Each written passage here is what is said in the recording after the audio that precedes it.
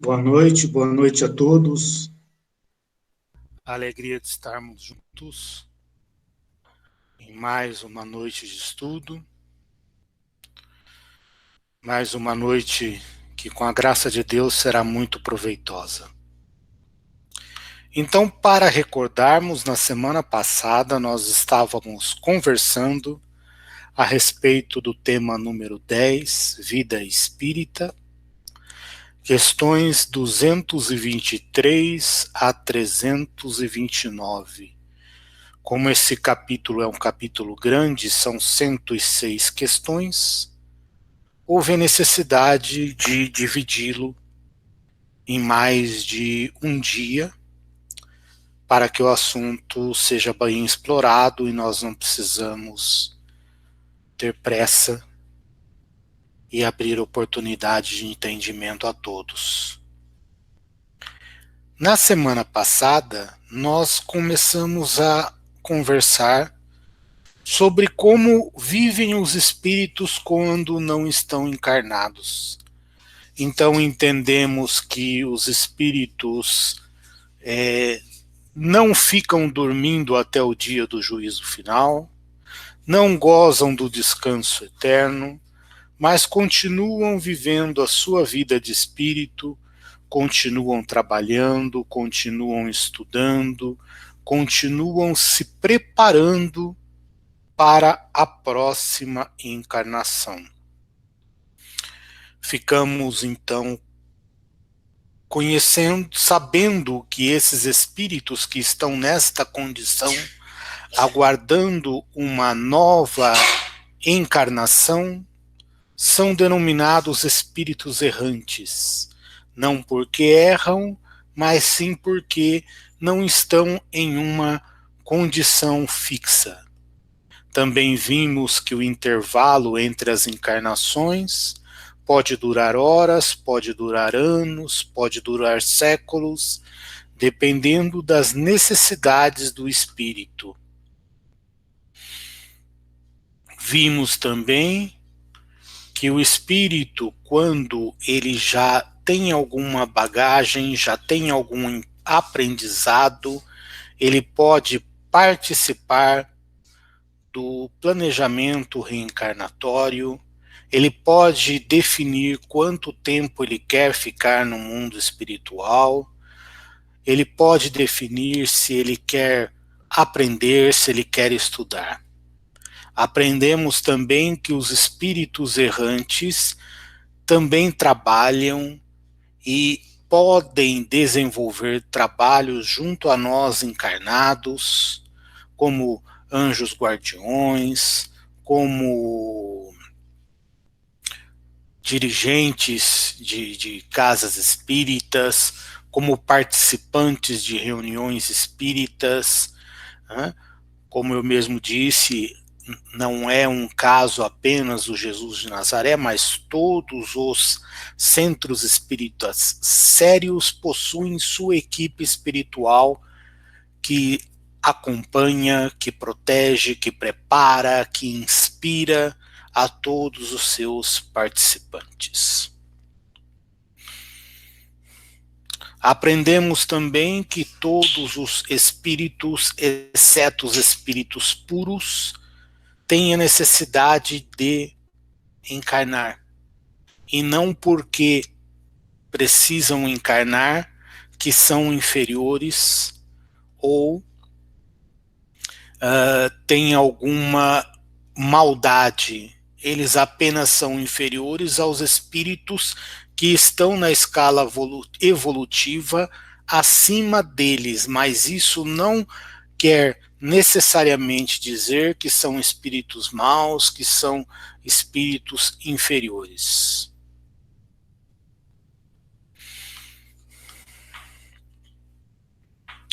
Vimos também, para encerrar, que todos os espíritos, sejam encarnados ou desencarnados, buscam a felicidade. E a felicidade está em fazer a vontade de Deus, em obedecer às suas leis. E o nosso grau de felicidade ou infelicidade está totalmente relacionado à nossa situação moral.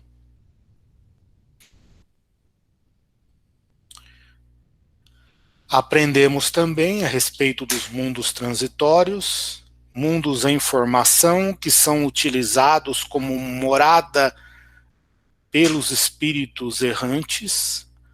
Vimos que a Terra também foi um mundo transitório, né? E que todo mundo transitório, quando passa a receber aqueles seres que vão habitar o mundo, os espíritos errantes, então, eles se retiram.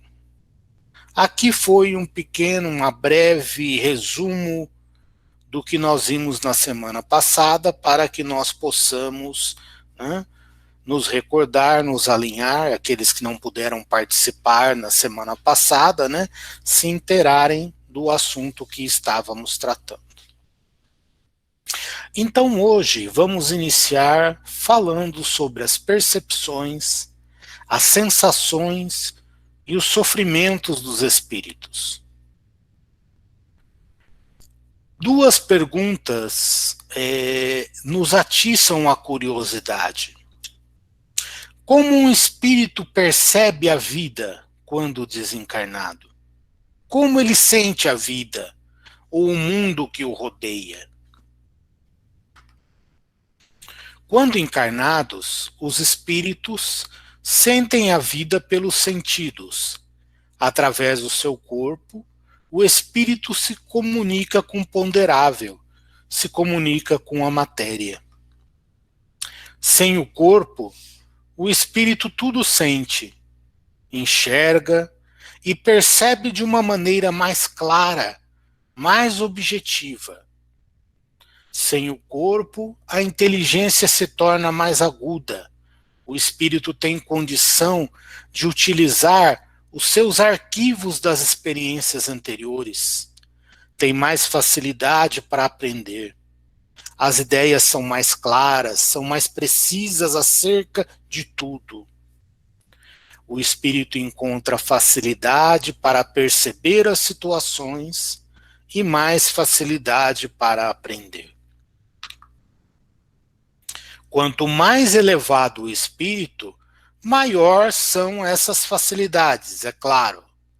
Quanto mais inferior o espírito, a ignorância e a imperfeição vão estabelecer limites a esse entendimento. E o espírito tem uma maior dificuldade para compreender as coisas. Para os espíritos, o conceito de tempo, o conceito de eternidade, é bem mais fácil de ser compreendido. Quando encarnados, devido ao véu do esquecimento, devido às limitações que o corpo nos impõe, fica difícil entendermos melhor o conceito de tempo, entendermos melhor o que é eternidade, o que é viver para a vida eterna, porque as nossas ideias muitas vezes ainda estão de uma forma inferiorizadas que não conseguimos compreender, ou por necessidades daquela encarnação, nós estamos com conhecimentos limitados que não nos permitem o aprendizado.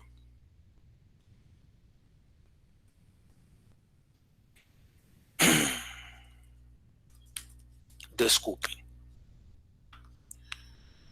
Portanto, à medida que o espírito vai progredindo, ele tem mais facilidade de compreender o presente.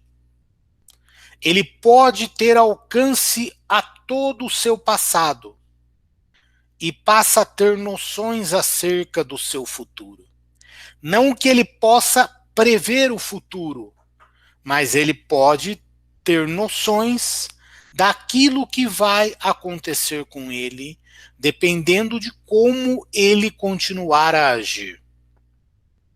Desencarnado, nós podemos nos aproveitar de todas as nossas experiências das reencarnações anteriores para verificarmos aonde estamos errando, aonde estamos acertando e procurar cada vez mais sermos melhores.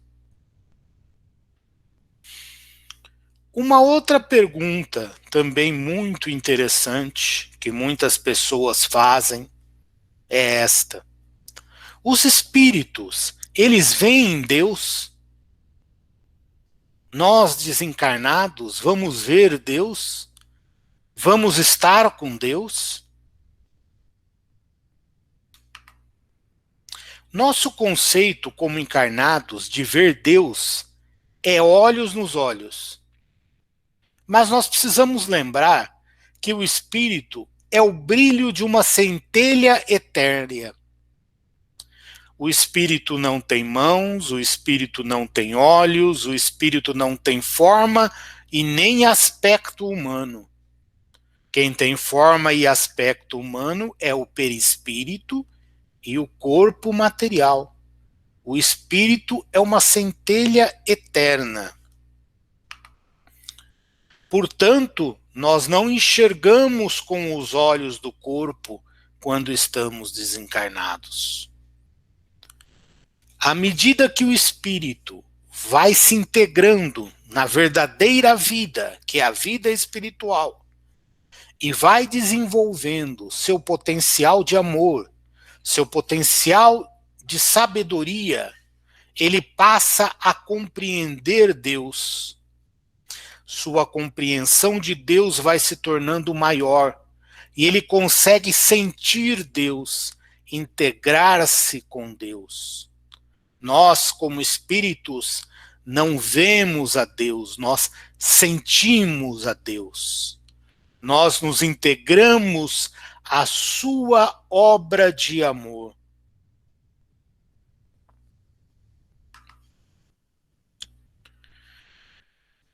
A visão espiritual, os espíritos, para enxergarem, não necessitam de um foco de luz como nós quando encarnados. Se nós estivermos no escuro, nós nada enxergamos.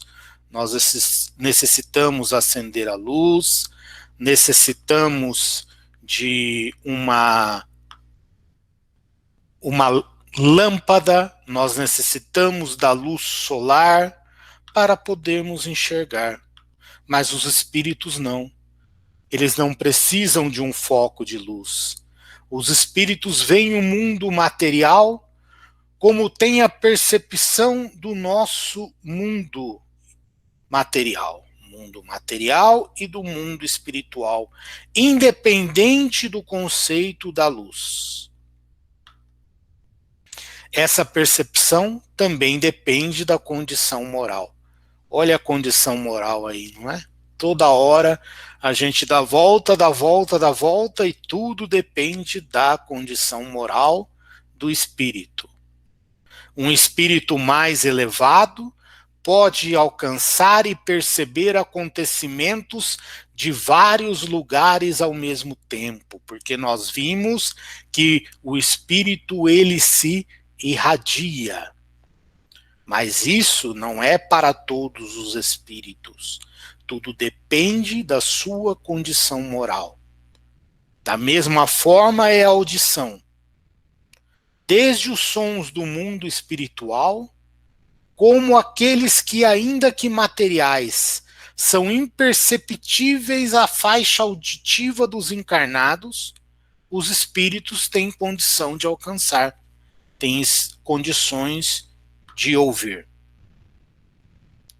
Os espíritos elevados só veem e ouvem aquilo que querem.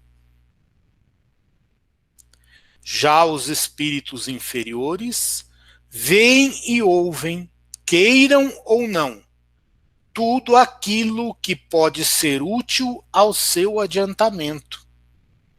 Ou seja, um espírito elevado, ele consegue controlar as suas percepções, os seus sentimentos. Já um espírito imperfeito, aquilo que há necessidade de ele ouvir, aquilo que há necessidade dele ver, aquilo que há necessidade que ele participe para seu adiantamento, aquele que possa ser útil para ele, independe de sua vontade. Ele vai ver e vai ouvir. Os espíritos, eles ouvem nossa voz como encarnados, ouvem nossa música, mas também captam o nosso pensamento. Nós já conversamos sobre este assunto, né, em reuniões anteriores. Os espíritos captam o pensamento um dos outros, exceto os espíritos elevados, que podem restringir o seu pensamento aos espíritos inferiores. Os espíritos inferiores só conseguem acesso aos pensamentos dos espíritos elevados se assim eles o permitirem.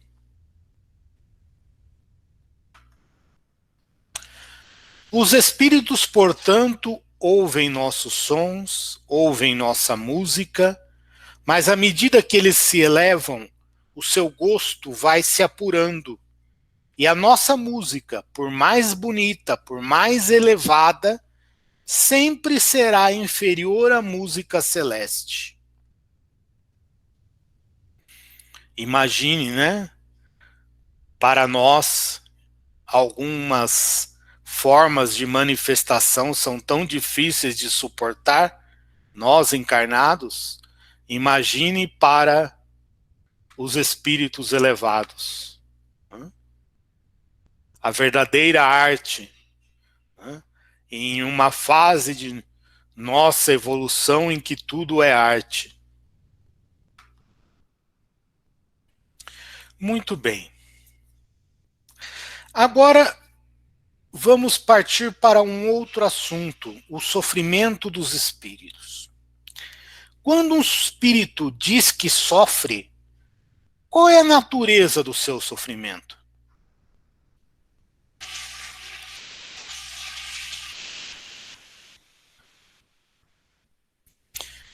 Existem os sofrimentos físicos que são ligados ao corpo. E os sofrimentos morais, que são mesmo para quem tem corpo, tão ou mais dolorosos que o sofrimento físico. Os sofrimentos morais para o espírito, angústia, ansiedade, medo, aflição, cólera, remorso, não dependem do corpo para serem sentidos. Encarnados ou não, todos os espíritos sofrem os sentimentos morais, os sofrimentos morais.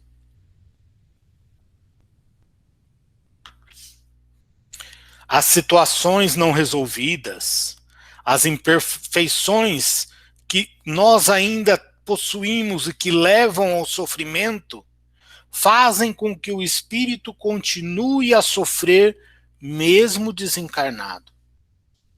Acrescidos ainda que aqueles que ainda por suas imperfeições carregam as impressões físicas, frio, fome, calor e cansaço. Mas o espírito, ele não tem mais corpo. Por que ele sente frio, sente fome, sente calor, sente cansaço? Porque ainda em sua inferioridade, ele não consegue se desligar das situações físicas, das sensações físicas.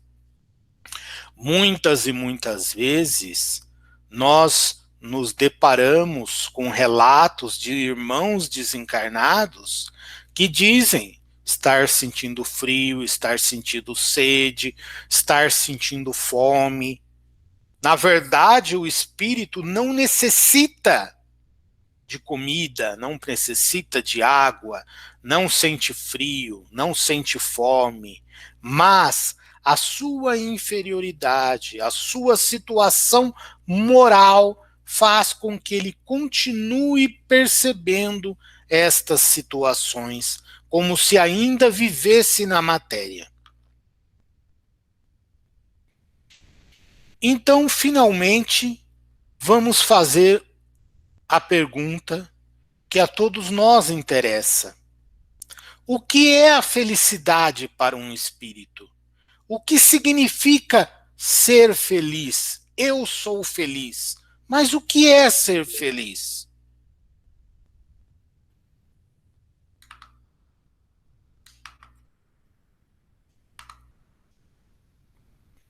Só um minutinho, nós temos aqui uma questão, né, apresentada pela Célia, né? É certo que estamos saindo do mundo de provas e expiações para regeneração. Minha pergunta é: os espíritos que estão no mundo espiritual, se precisar encarnar aqui, em que situação ele vem nesse novo mundo? Em missão para evoluir em algo ou ainda para resgate? Ou nesse novo mundo não cabe mais resgate? Bem, a Terra ainda é um mundo de expiações e provas. Enquanto ela for um mundo de expiações e provas, ela vai continuar recebendo espíritos que necessitam de um mundo de expiações e provas para continuar o seu aprendizado. Muitos dos espíritos que vêm aos mundos de expiação e prova, muitas vezes vêm em missão. Vêm até a Terra ou ao mundo de expiação e prova para tentar ajudar com que essa nossa evolução seja mais rápida. Tá? Mas todo aquele espírito que vem a um mundo de expiação e prova, ele vem a um mundo de expiação e prova, exceto se ele não estiver em missão para realizar as suas necessidades reencarnatórias, seja em resgate, porque nós ainda temos muito a resgatar, seja em expiação, seja para provar que aprendemos e estamos prontos para mudar para novos mundos. Então a Terra ainda receberá muitos espíritos nesta situação. E quando a Terra for um mundo de regeneração, ela também vai receber espíritos que necessitam de um mundo de regeneração. Lembrando que os mundos de regeneração são mundos onde o bem suplanta o mal, mas o mal ainda existe.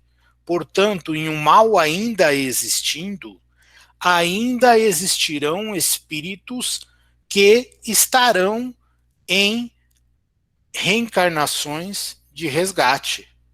Mas, por sua evolução espiritual, o tipo de prova, o tipo de resgate é bem mais diferente do que aqueles espíritos que necessitam vir a um mundo de expiações e provas.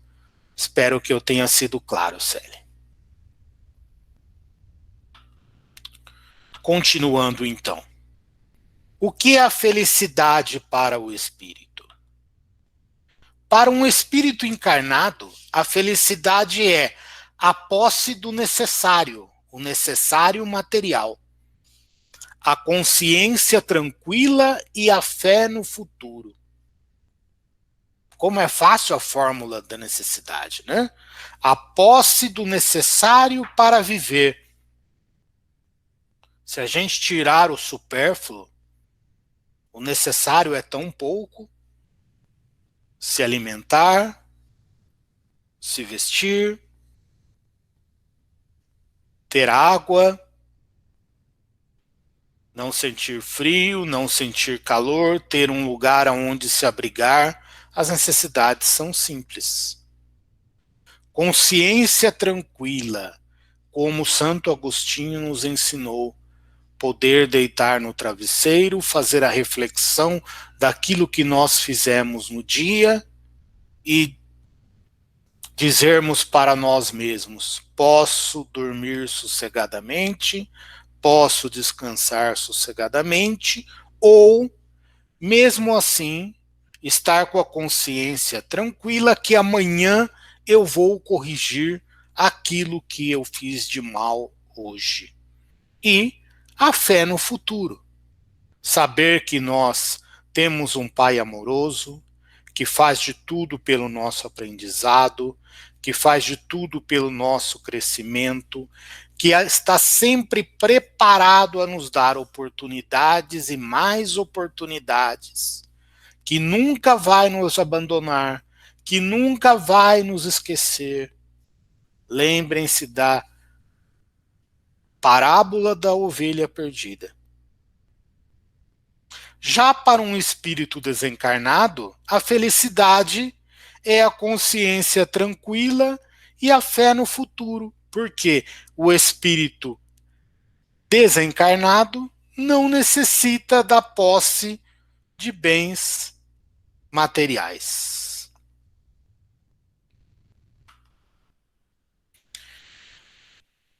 Queridos amigos, nós estamos encerrando o estudo por hoje. Como eu disse, esse capítulo é um pouco grande e nós vamos continuar na próxima semana falando a respeito das escolhas das provas. Como um espírito escolhe aquilo que ele quer passar durante a sua reencarnação. Como ele é ajudado pelos espíritos superiores, como ele é ajudado por Deus. Espero que hoje o estudo tenha sido bastante esclarecedor, que eu possa ter conseguido passar para vocês essa maravilhosa doutrina que, através de Kardec, Jesus nos apresentou através do Consolador Prometido. Agradeço a todos, até a próxima semana, e agora eu passo a palavra ao nosso irmão Adriano, que fará a apresentação do tema do Evangelho.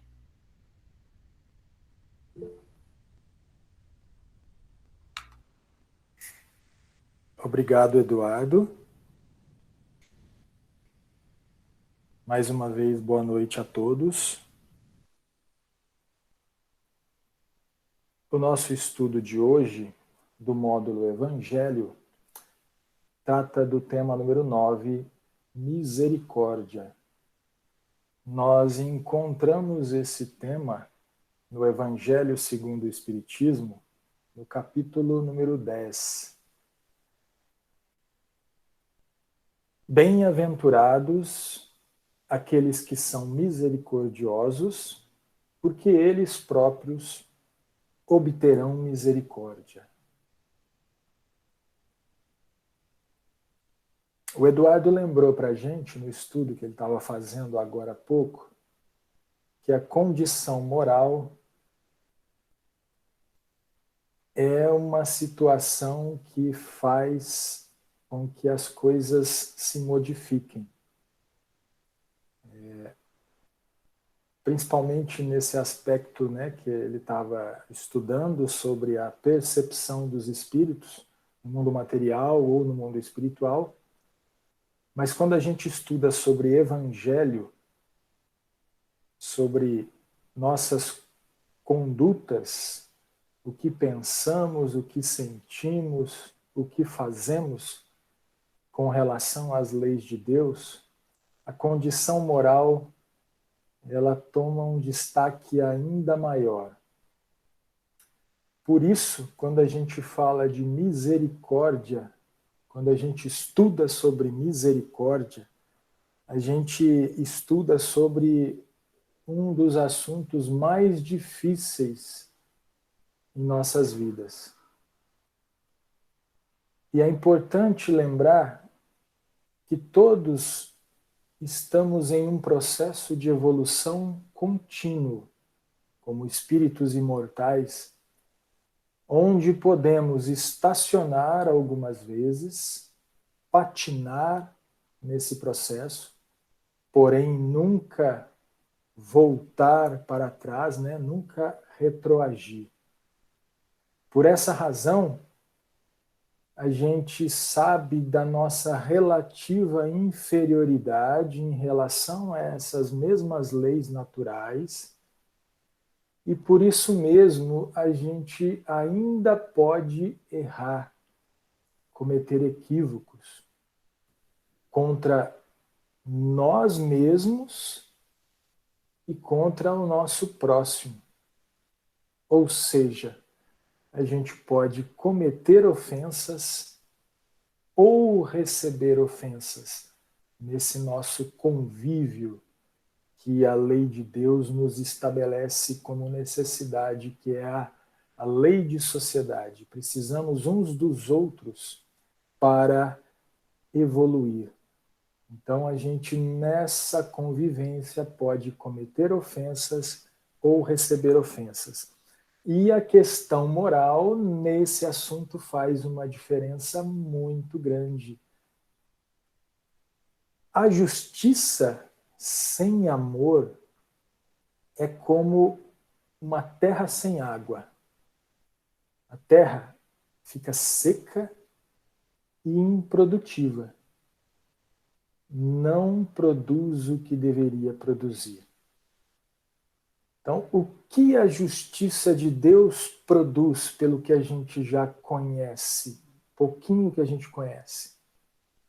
Através da reeducação pela misericórdia de Deus, nos permite sermos melhores a cada instante. Olha que interessante. Através da reeducação. A misericórdia de Deus nos permite sermos melhores a cada instante. Ela não busca punir ou simplesmente eliminar o ofensor. Busca, através do reconhecimento global dos nossos limites, da influência do meio sobre nós, do meio em que vivemos, das circunstâncias que envolvem os nossos erros.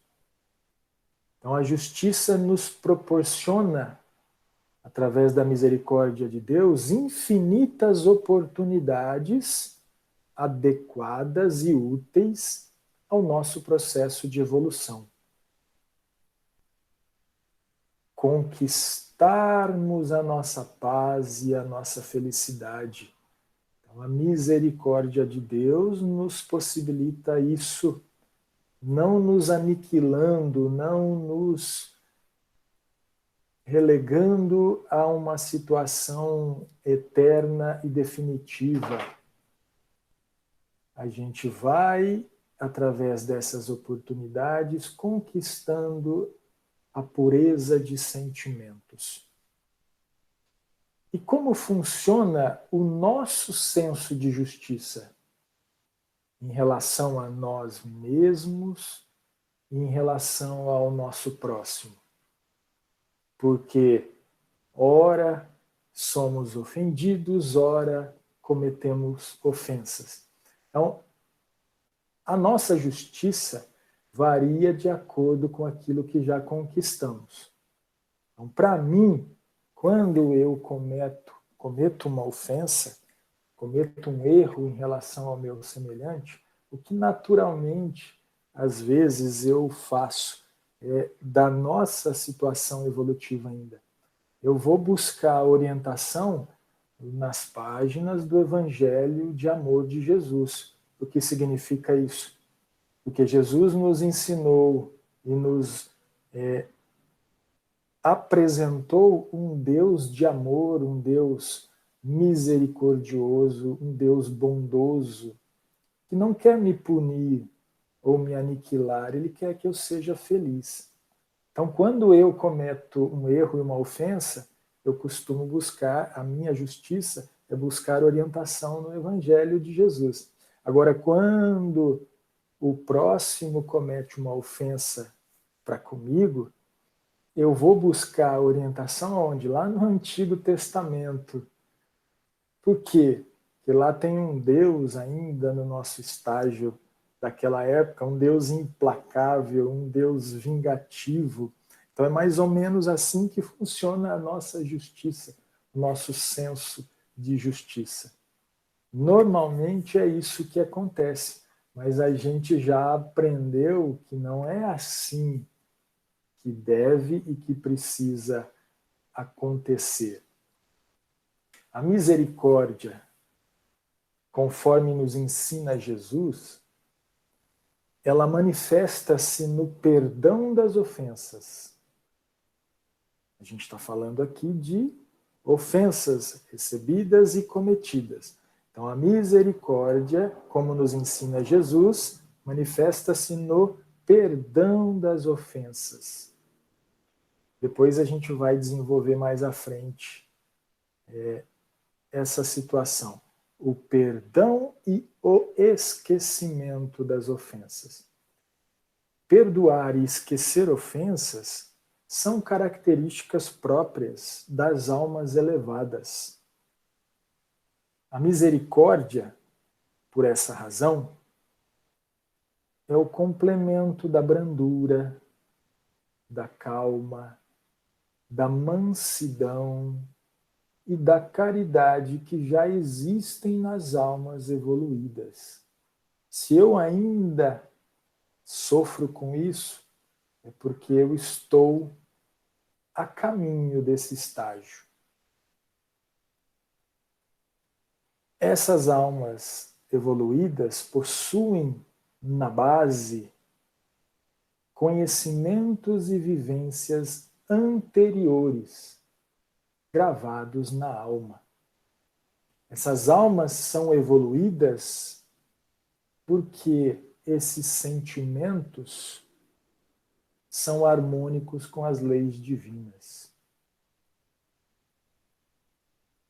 Toda vez que a gente deixar os nossos sentimentos se alterarem, não estou falando aqui das almas evoluídas, estou falando de nós.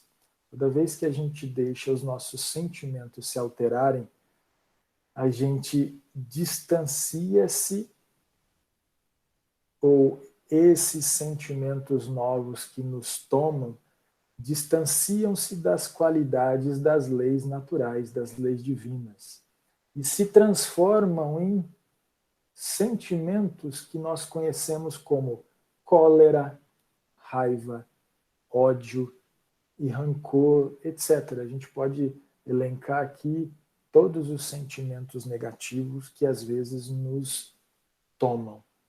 Então, quando a gente faz isso, quando a gente deixa esses sentimentos se alterarem, a gente dá uma demonstração da nossa inferioridade ainda. E aí a gente tem muita dificuldade em conseguir perdoar e esquecer as ofensas que recebemos. Então, olha que interessante. A misericórdia de Deus para conosco, ela é uma situação. Agora, o senso da nossa misericórdia para conosco e para com os outros depende do nosso estágio evolutivo. Então, toda vez que a gente percebe o sentimento alterando para negativo, a gente dá a demonstração de que a gente ainda precisa crescer, e aí o que acontece?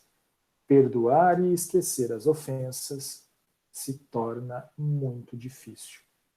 A alma que é elevada, a alma que não é elevada, ela é sempre ansiosa, melindrosa e cheia de amargura. Já as almas elevadas, as evoluídas, são sempre calmas, brandas e caridosas. Então dá para a gente então perceber que as almas evoluídas por consequência de tudo isso que a gente está vendo, elas são realmente felizes. Adquiriram a paz de consciência, de dever cumprido.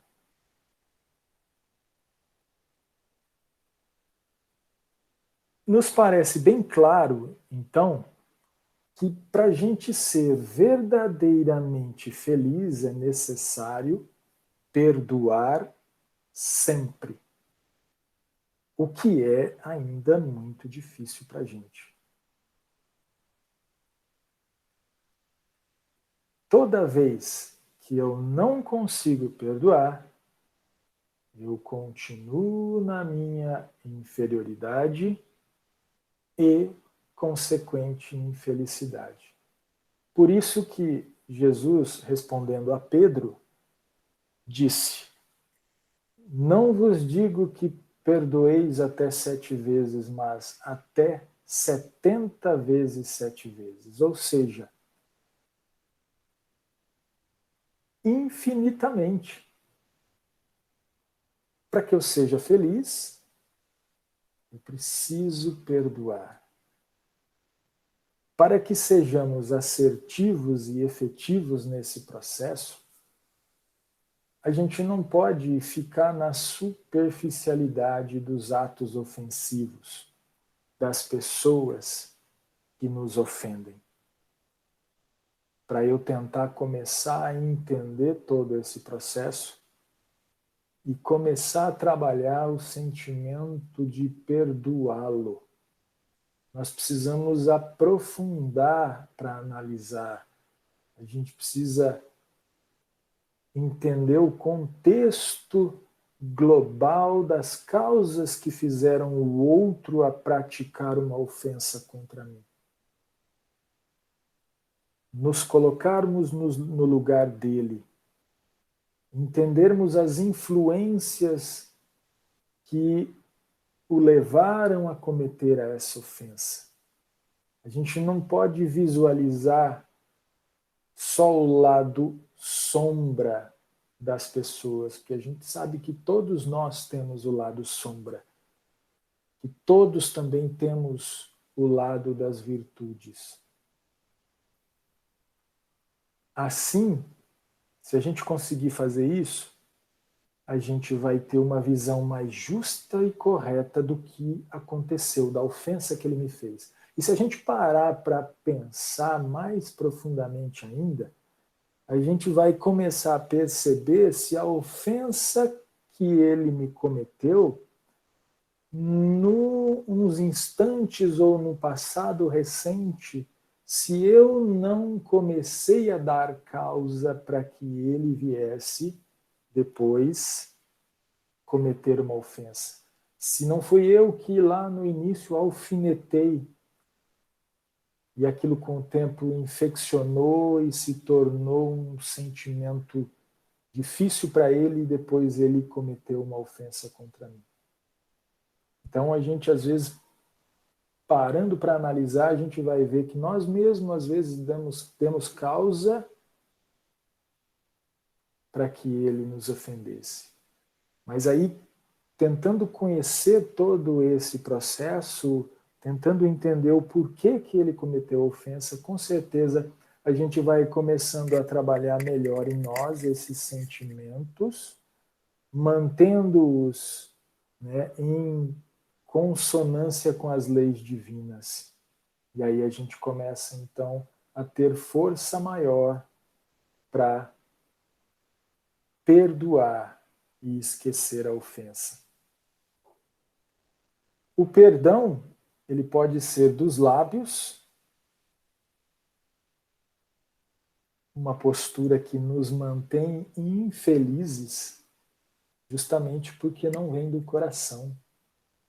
Porque quando o perdão vem só dos lábios, é uma consequência natural do nosso orgulho, mostrando talvez uma imagem e sentindo outra.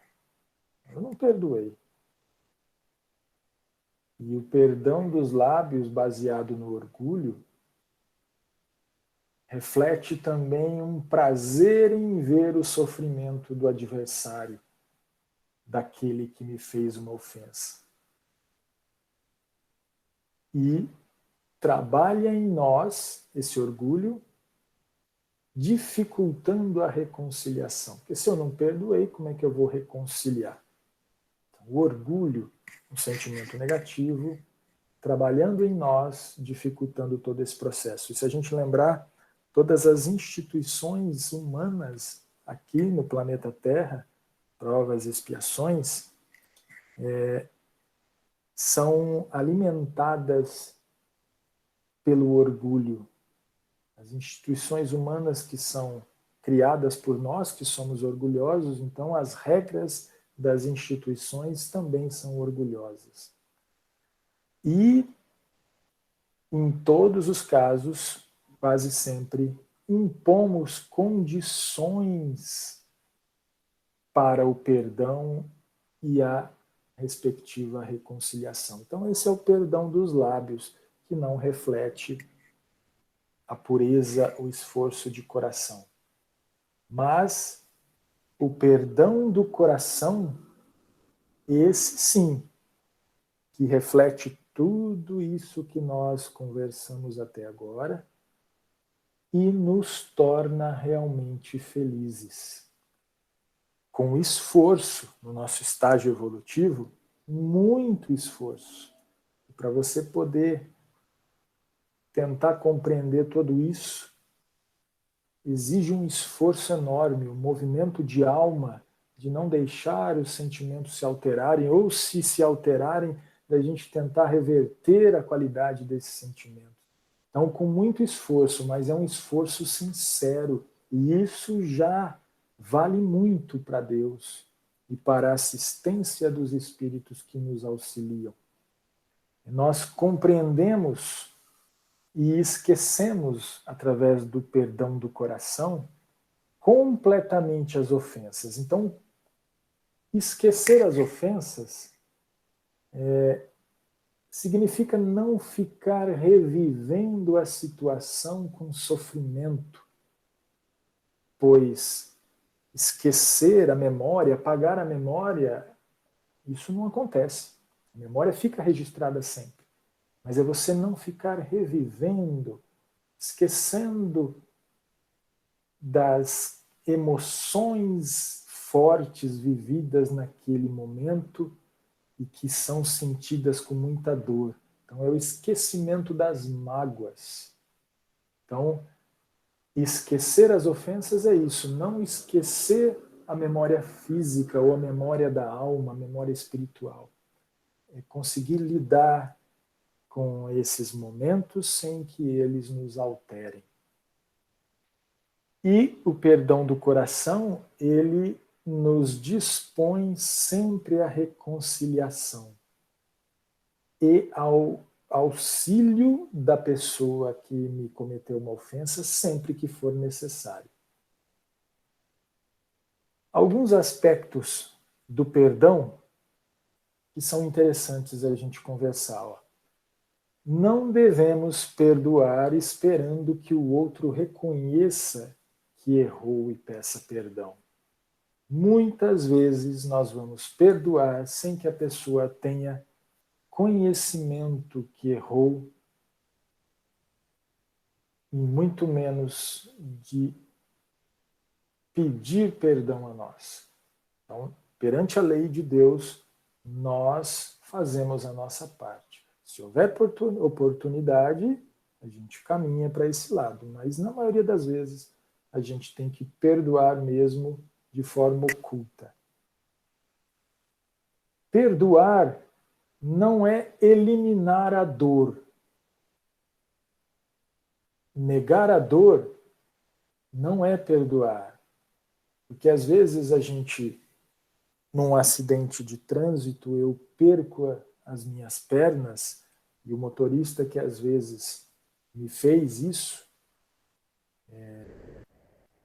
ele se arrepende, pede perdão, eu consigo trabalhar, perdoá-lo, mas a dor de ter que viver sem as pernas, o sofrimento, isso vai existir. Não quer dizer que eu não possa perdoá-lo, que eu não possa me reconciliar com ele ou ajudá-lo naquilo que for preciso de acordo com as leis de Deus. Então, perdoar não é eliminar a dor que às vezes existe em nós. Perdoar também não é negligenciar a justiça, porque perdoar, eu perdoo a pessoa, mas eu posso chamar a polícia dependendo do que ela fez. Porque o mal que ela me fez, ela pode também fazer a outra pessoa. Então a gente lembra da lição do Evangelho quando diz se nós devemos divulgar o mal de outrem. São Luís, se eu não me engano, que responde essa pergunta, apela para a mais pura caridade, ou seja, se o mal que a pessoa faz mal só a ela, o problema é dela. Mas se faz mal a outras pessoas, então passa a ser inclusive um dever, porque senão seremos coniventes com todas as ofensas, todos os erros que elas cometerem, que ela cometer daí para frente. Então podemos perdoar sim, mas podemos fazer a justiça conforme a justiça pede. Perdoar não é confiar. Às vezes eu sofri abuso sexual do meu pai quando era criança, e agora, quando adulto, tenho meus filhos, vou deixar os meus filhos, vou confiá-los ao meu pai? A gente sabe que as situações podem se reverter e melhorar. Mas e se não tivermos essa certeza? Eu o perdoo pelo que ele fez, não sofro mais por isso, mas eu confio que ele não vai fazer mais? Às vezes precisamos tomar cuidado com isso. E perdoar nem sempre é se reconciliar efetivamente. Não conseguiremos por conta do outro. Exatamente a questão de eu perdoar, faço a minha parte, mas o outro não reconhece nem que errou. Muitas das vezes nós não vamos perdoar e nos reconciliarmos todas as vezes. Nesse capítulo ainda temos: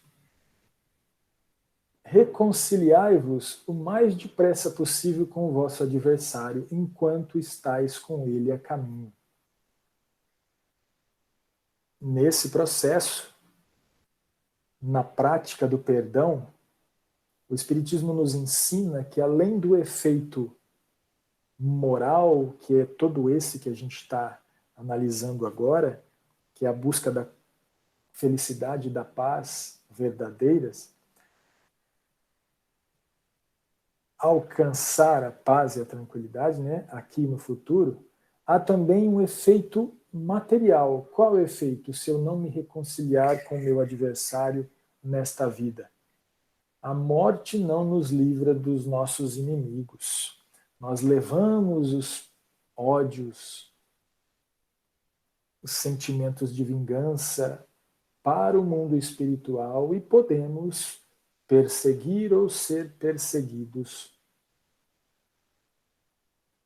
E a maioria dos casos de obsessões graves dizem respeito a esses processos de ódio e de vingança, onde não houve reconciliação, onde não houve o perdão e o esquecimento das ofensas. Então, quanto antes a gente puder fazer isso, se for possível, com o adversário, façamos. Se não, por nós mesmos, a nossa parte. E aí a gente evita muitos males futuros. Nesse capítulo também, Kardec trata de que nós precisamos trabalhar constantemente para retirar da nossa alma o sentimento do orgulho, porque o orgulho é o pai de muitos vícios, né? Além de ser o pai de muitos vícios, ele neutraliza muitas virtudes que nós já temos. Então, essa conquista nos ajudará muito em nossa capacidade de perdoar e esquecer as ofensas, porque nós estamos trabalhando exatamente na principal raiz dos nossos sentimentos negativos. E aí ele diz nessa lição, a gente tem a capacidade de tirar uma trave do olho do nosso irmão, mas a gente não tira um cisco que às vezes está no nosso olho. A gente precisa começar a fazer esse exercício de nos conhecer e tirar o mal que existe em nós.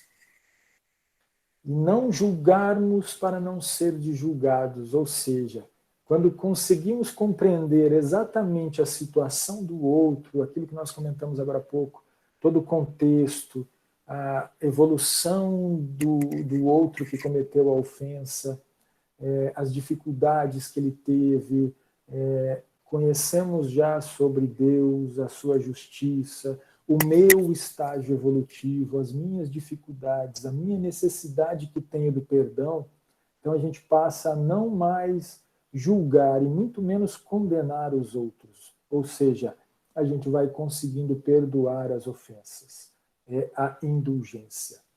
E aí a gente também, para encerrar, consegue distinguir o mal que existem nas pessoas, mas com um olhar sempre construtivo, nunca para denegrir, para fazer propaganda do mal que existe nas pessoas, mas para evitarmos o mal em nós primeiro e depois na sociedade, aquilo que nos cabe.